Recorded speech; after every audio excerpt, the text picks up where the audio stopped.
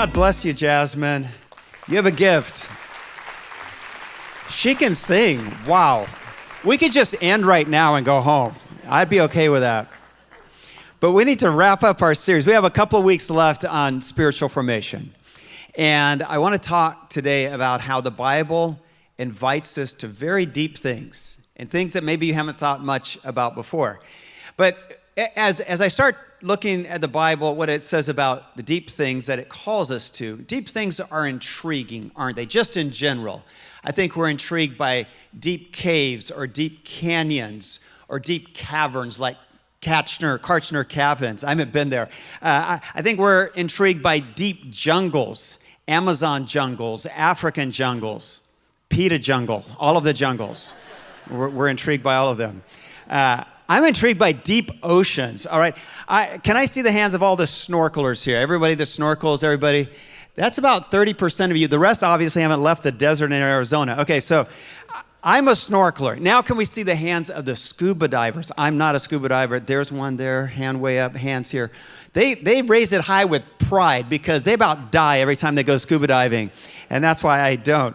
But here's the thing. I was reminded just this last week why I don't have a scuba license. My friend Fred was over, and he had been this summer scuba diving off of the Bahamas, and he said they had gone down to a shelf about 100 feet down that was on the edge of the abyss. It was like the continental shelf, and it was just infinity, eternity after that, dark, deep waters. And so they're at 100 feet, and then he noticed one of the guys in the group, he said he was just wandering off, leaving everybody else. And he said he realized it hit him. He must have nitrogen narcosis. Some of you scuba people know what that is. That means you've lost your senses, and it's like being drunk and you don't know what you're doing. And this guy is heading for the abyss, about to go over the edge. And so Fred said, I took off after him, and just as he was plunging down, and he said nobody could go down and get him, I managed to grab a strap on his tank and pull him back up. That's exactly why I stay up, on the surface snorkeling, trying to stay alive. I'm there with the fourth graders, and we're right by the beach. That's where I am. But here's the thing I know about scuba divers. They don't want to snorkel anymore. And it's like that with all of life. Once you've explored the deep things, especially spiritually deep things, you become very dissatisfied with things that are shallow. The trouble is the world that we live in keeps us busy with really trite, trivial, meaningless things. We can spend days and weeks at work doing, and even at home, doing things that don't last a week, that don't last a minute, and it takes up all of our time and energy. I think there are some people in life that are okay with that. Maybe we'd describe them as shallow people, people who seem most interested maybe in the appearance of others or possessions or a position that somebody has. In high school, that made sense. In high school, if you wanted to be popular, then you bought a new outfit or maybe even got a new car, and then you thought people might like you for the things you owned or the way you dressed. But as we grow older, shouldn't we grow out of that? When you grow older, we should be, I think, more concerned with less tangible things. Things that are in the heart and the soul, like, is this person, are they concerned with kindness? Are they generous? Is this person, are they concerned with and interested in social justice? Because those less tangible qualities are qualities of the heart and the soul, and that's what we should be most interested in. I think deep people, spiritually deep people, are interested in those kinds of things that are in the heart. Richard Foster has written a book titled Celebration of Discipline, and some call him the grandfather of the spiritual formation movement. And he has this great thought in there: superficiality is the curse of our age. The doctrine of instant satisfaction is a primary spiritual problem. The desperate need today is not for a greater number of intelligent people or even gifted people, but deep people. And so the question I want you to wrestle with this morning, and it's a tough one, and I need you to be honest with yourself. Would you consider yourself to be among the spiritually deep? Is that who you are? And maybe you've never thought you could. Maybe you've never thought you could be that kind of person. And I want to convince you today that yes, you can be that spiritually thoughtful, wise person. And for hundreds and hundreds of years, Christians, starting with maybe the Desert Fathers, had a word, chose one word to talk about this kind of person, this kind of Christian. And the word is this, the contemplative Christian. Last week we talked about values of the contemplative, which would be slowing and solitude and silence. But today I want to kind of give you a profile, talk about what the contemplative Christian looks like. I think if we have an idea of what that person looks like, then we can head towards it. My guess is, if you've been following Jesus Christ for any length of time, in general, you're tired of shallow things and you long for something more. You know there's something else out there. And hopefully we can help you find it. I love this language that some Bible writers use to talk about the patriarchs. Patriarchs like Abraham and Moses. They would say this about Abraham. Abraham was a friend of God. And when I read that, I go, man, I want to be a friend of God. I want people to say that about me. But they say that because Abraham and Moses had this deep, intimate, meaningful, lasting relationship with God. So how do we get that? How do we have that in our own lives? The Bible keeps inviting us to it. I'll read a few verses. Job chapter 11. You can find the deep things of God. Romans 11, Paul says, how deep are God's riches and wisdom and knowledge. And then I love this in Philippians 3:10 from the Amplified Bible. My determined purpose is that I may know him, that I may progressively become more deeply and intimately acquainted with him. That's the writer's desire.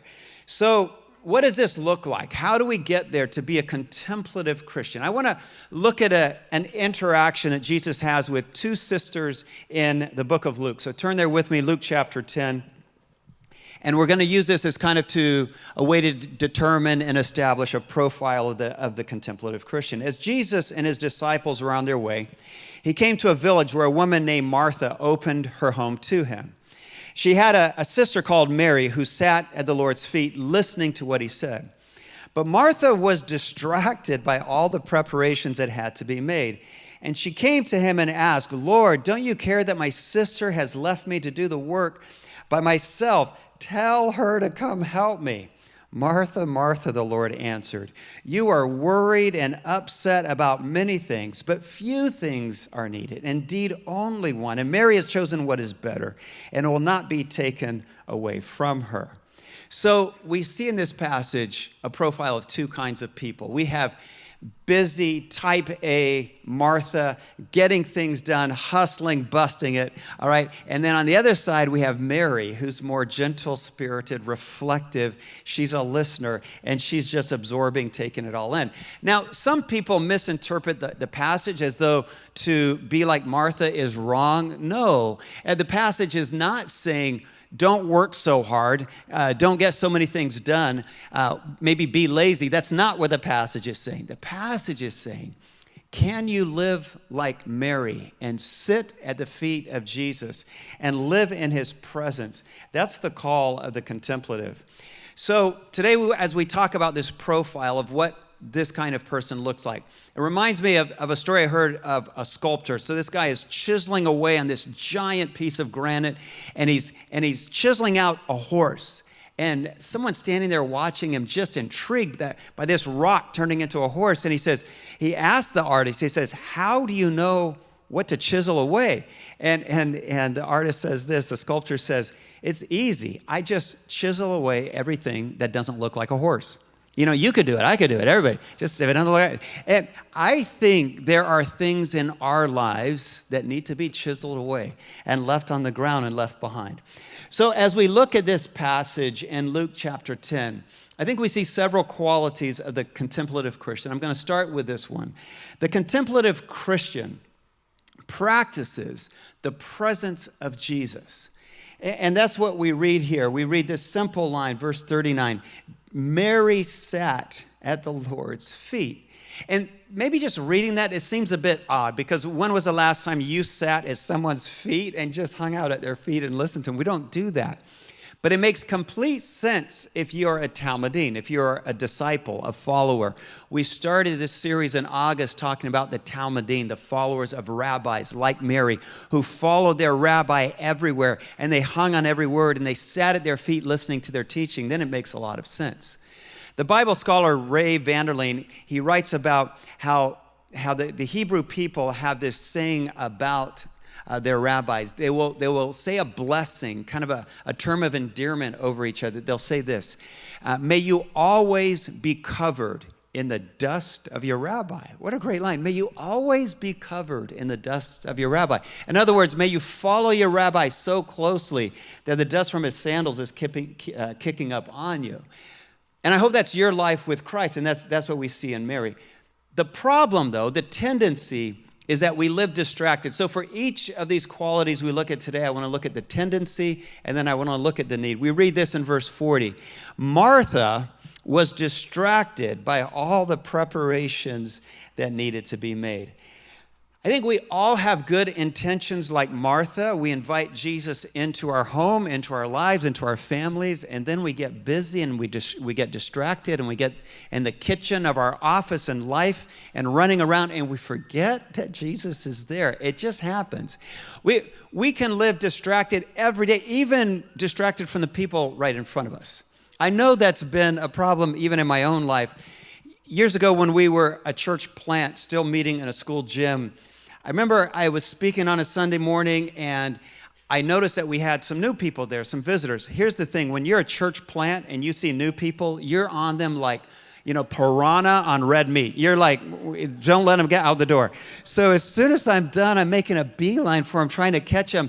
And then this really sweet woman steps in front of me and says, hey, I need to tell you something, Palmer. So as she's talking, I'm clearly distracted. I'm looking like, have they left yet? Have they gone to the door? And I'm kind of looking around her. And then finally, she takes her hands and she puts them on my cheeks. And I'm over here and she says, can you look me in the eyes? This is important. And she holds my face like this while she talks to me.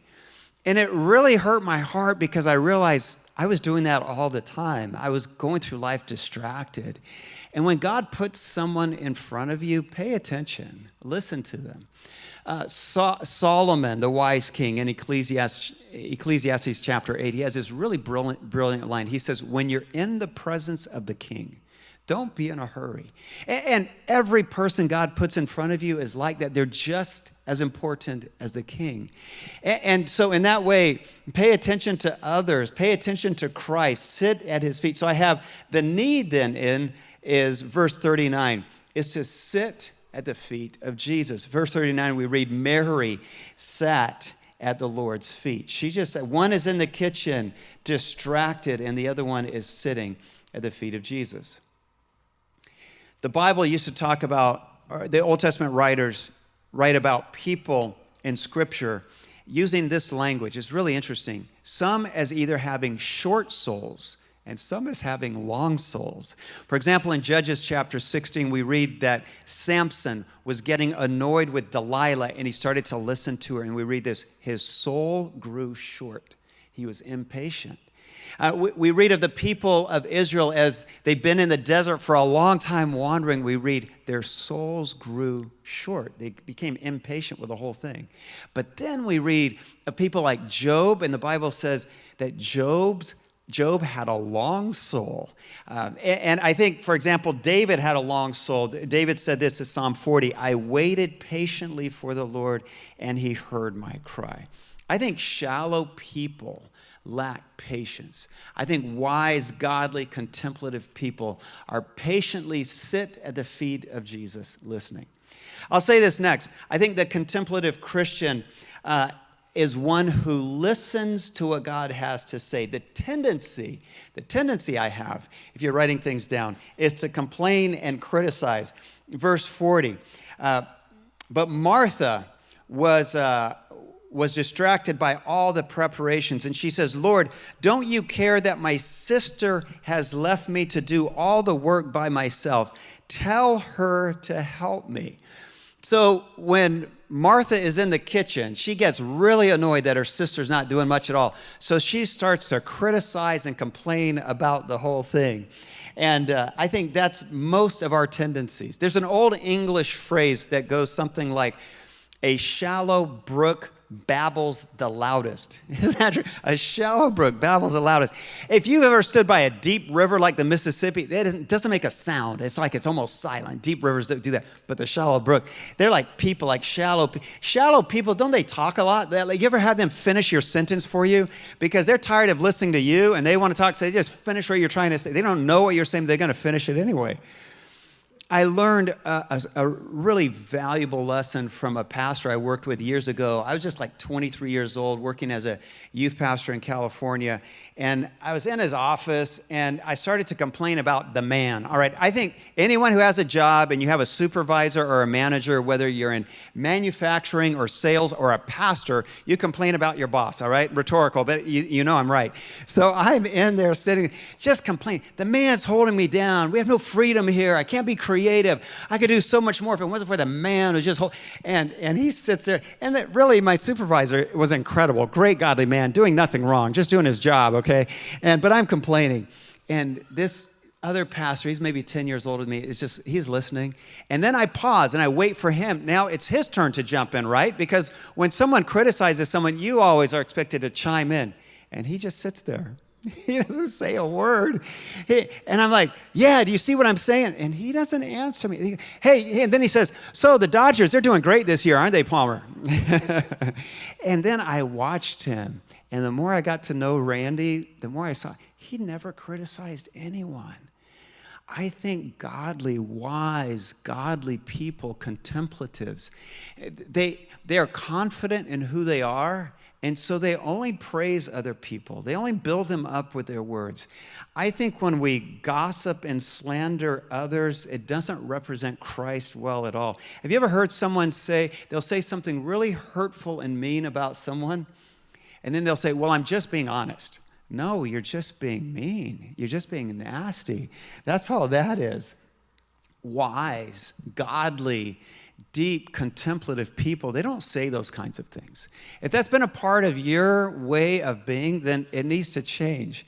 I saw Billy Graham being interviewed a little while ago, and the interviewer was trying to pick his mouth. You ever see people do it? Trying to get him to say something about a political figure and to slander the man. And so he asked Billy Graham a really leading question. And do you know what Billy Graham says? Billy Graham says, I don't know much about that. That's what he said. I knew he knew a lot about that, but he wasn't going to say that on national television. He wasn't going to slander someone he doesn't know. So here's the need. I said the tendency is to criticize and complain. The need is to listen. It's that simple. Listen, Luke chapter 10, verse 39, Mary sat at the Lord's feet listening to what he says. That's all she was doing, just taking it all in. I think wise, godly people, when you're talking to them and you're asking for their advice, they don't always answer you that quickly, do they? They take it in. They ponder it. They think about it. They let it marinate on their souls. They have discernment. That's how wise, godly people respond. If you're ever wondering, what is the right thing to do? What is the right thing to say? Can I try to remind you, show you what Jesus did? That was so brilliant and so wise. So if you think about the way Jesus acted toward other people, he always did the most kind thing. He always did the most gracious thing. He always did the most just thing. He always did the most loving thing.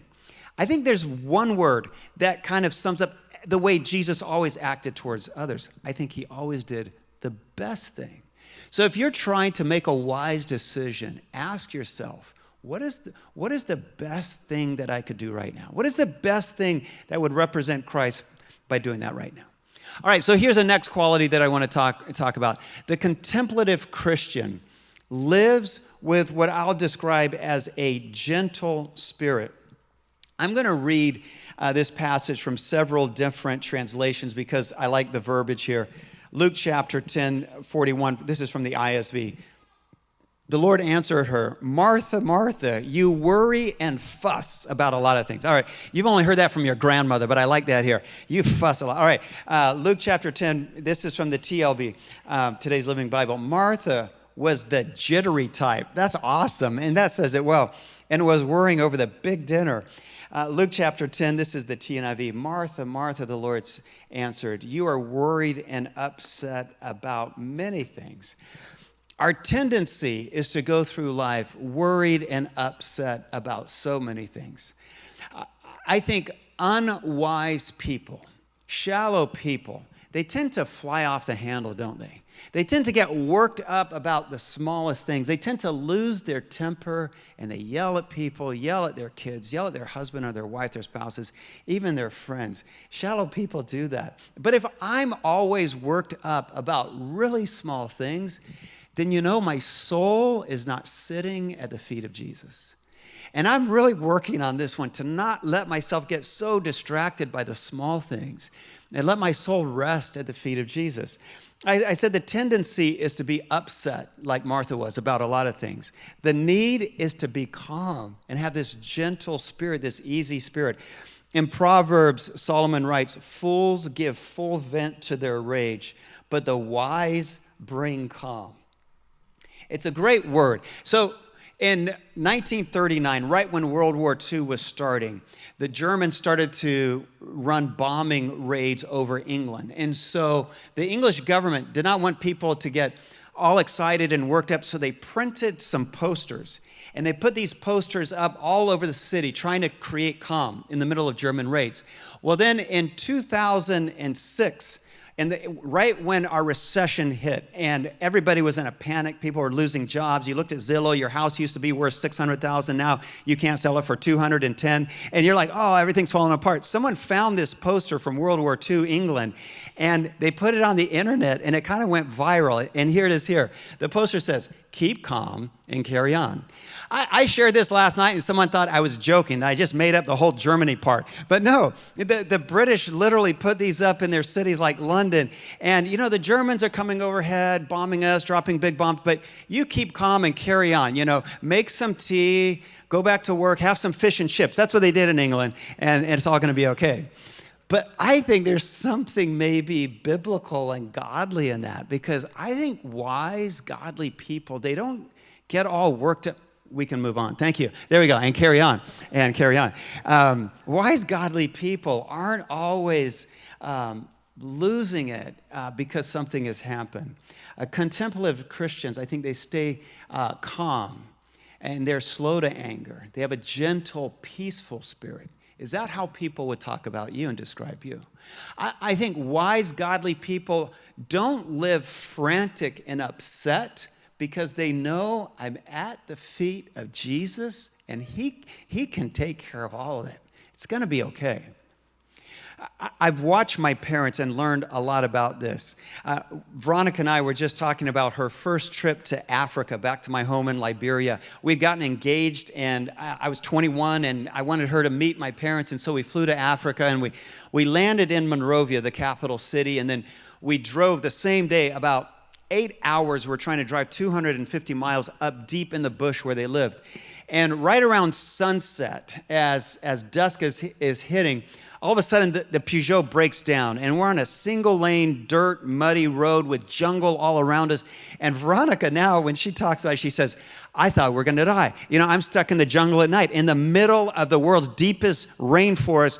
We're dead. There's going to be boa constrictors and leopards. And she thought, this is horrible. And so when the car broke down, it was a Peugeot, old Peugeot.